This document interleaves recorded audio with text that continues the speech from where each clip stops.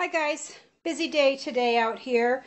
Today I'm going to be making my own version of V8 juice. I don't know if you can see that or not. Not sure. Let me check here real quick. Sorry guys. This is my version of V8 juice. So when I first watched this woman make this V8 juice, I made it and it's very good. But I'm doing a little bit different. So I'm going to show you some of the things that I'm using. I'm also going to put the recipe in the description of the video. So it's bay leaves, pepper, parsley, lemon juice, Worcestershire sauce, and sugar. Sorry, the sun is coming in through my window. Now you all know that I dumpster dive and I freeze my onions. So you're going to be using onions, carrots, tomatoes, and a whole head of parsley and a bell pepper. This is about, I don't know, and the recipe calls for 20 pounds of tomatoes. I don't put that many tomatoes because this isn't tomato juice, it's a V8. So I do about 10 to 12 pounds of tomatoes. If you want to do the 20, if you want to try the recipe and start with the 20, try that and see if you like it. So what the recipe that I followed told me to do was put all these in a huge stock pot and cook them down for about an hour and then smash them, and then you put them through a strainer and then you pour the juice in your jars and you hot bath your jars. Well, it took a long time because everything was so big. So what I'm going to do, I run my carrots through the food processor. I run everything I can possibly run through the processor. I put it in my food processor.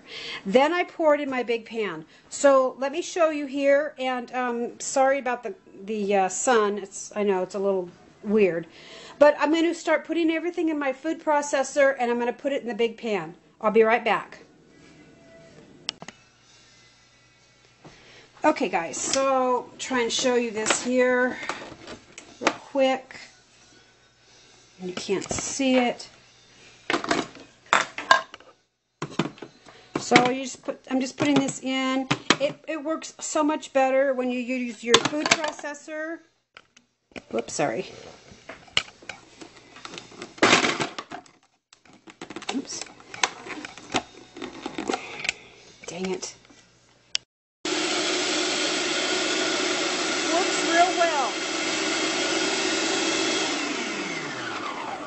So instead of cooking your vegetables for a couple hours to get them soft, I just puree them. So I'm going to puree everything. You don't even have to remove the string off of the celery. Just make sure that it's clean.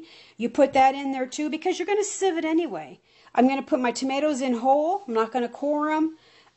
So I'll be back to show you everything that's in the pot because I'm not going to take up all your time. You know how to use a food processor.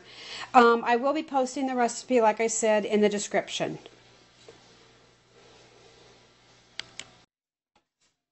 Okay, the carrots are all done. Now on to the celery. Okay, so like I said, make sure it's clean. I don't even remove the strings or anything. I throw everything in. I think my recipe works so much better than the one that I saw on YouTube just by processing this. So here we go.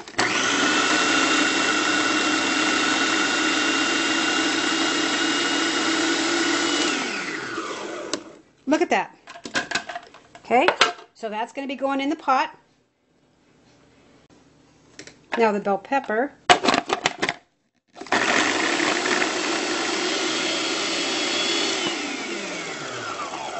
See how easy that is? I'm going to throw in a tomato. I'm going to cut them in half.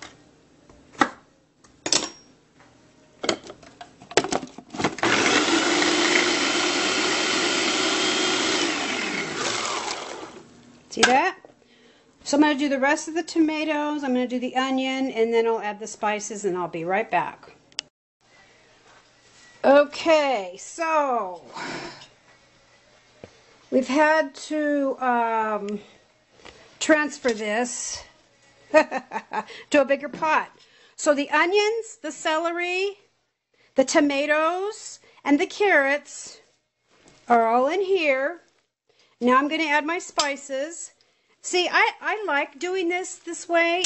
It really cuts down on the cooking time. You still have to cook them, but it cuts down on the time, you know, instead of having huge chunks of everything. So now I'm going to be putting in all my spices, and I will be right back. Alright, so all the spices are in. I even throw in the whole lemon. The recipe calls for about a half a cup of lemon. I throw in the whole cup. The sugar, the bay leaf, the parsley, the pepper, and the Worcestershire sauce. It's all in there. And I'm going to turn this on, and you're going to let it cook for about an hour or so until everything you can mash. It has to be totally mashed. And at that point, you're going to put it through a strainer, and I'll get back to you then. But it looks really good. This makes the best V8. I mean, look at all these vegetables you're going to be getting. These wonderful, wonderful vegetables. That is so cool. I just love this. I love this juice. I mean, I love the V8 juice. I love that, you know, everything you can grow. And there's a lot of sodium in the V8 juice that you buy at the store. I can't say the word V8. I can't put that in the title. It's called, I can only put vegetable juice because that's an infringement. But there's no salt in this recipe. Absolutely none. So anyway, let me get back to this, and when everything's all ready to be strained out, I will be right back. Okay, guys. This has cooked for about an hour. Let me show you what it looks like. See that? Pure beauty.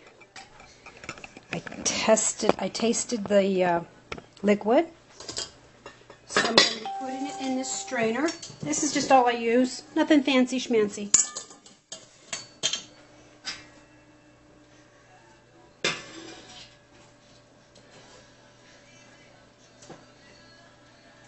Oh boy, this stuff looks good. So when I pour it in, see that? I take my spoon and I kind of just smash it around. I could use a cheesecloth, but it's too darn hot. I'm going to save all of this vegetable goodness. I'm going to save it. I'm going to put it in with like a chicken pot pie or something. I'm not sure yet, but it's too good of stuff to get rid of. So I just smash it. If you get some of the vegetables in your drink, that's great. Adds a little bit of thickness to it.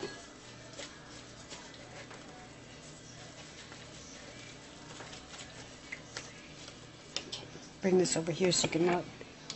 See that? So I'm going to get the rest of this finished, and I will bring you back when I'm getting ready to pour it in the jars. Okay, so what I do is I strain it twice. So I've got some jars already done, 3. And then when I'm done with the stuff in here, I pour it into the bowl, and I let it get cool, and then I run it through the cheesecloth just to get a few more. Maybe I can get 1 or 2 more jars out. But I don't want to put it in the cheesecloth first because it's so darn hot. So I just get this ladle, put it in here,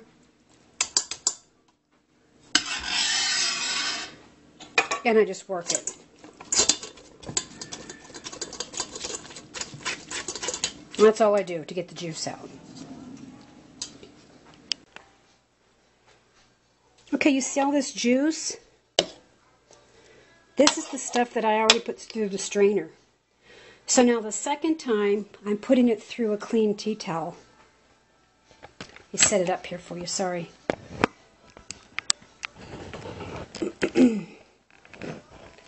So the only thing I'm going to do is I put it through the tea towel and I wring it out really well. Look at that. That's the stuff that already went through the strainer the first time. So once it starts getting cool enough for you to handle it, that's when I really get the juice out of it. Okay, then I open it up. And this is what it looks like. And it's really dry and crumbly. I'm going to save it, and I'm going to use it as a base for soups and stuff. So I'm just sitting over here in this pan. So I'm going to put some more in.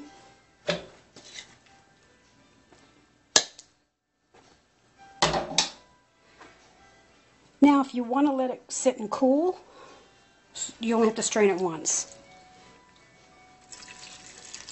Look at all that. This is second time. Okay? A lot of people I know use their immersion blender and chop all this up, and they have kind of like a thick and chunky vegetable juice. Okay, so that one's done. See that?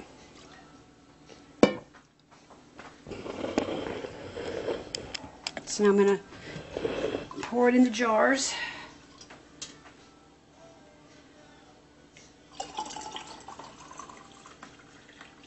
I usually get 8 to 10 pints with this recipe. Depends how well you wring it out, how well you let it set.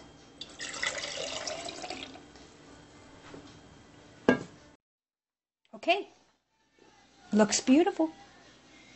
Now I hot bath these for 40 minutes.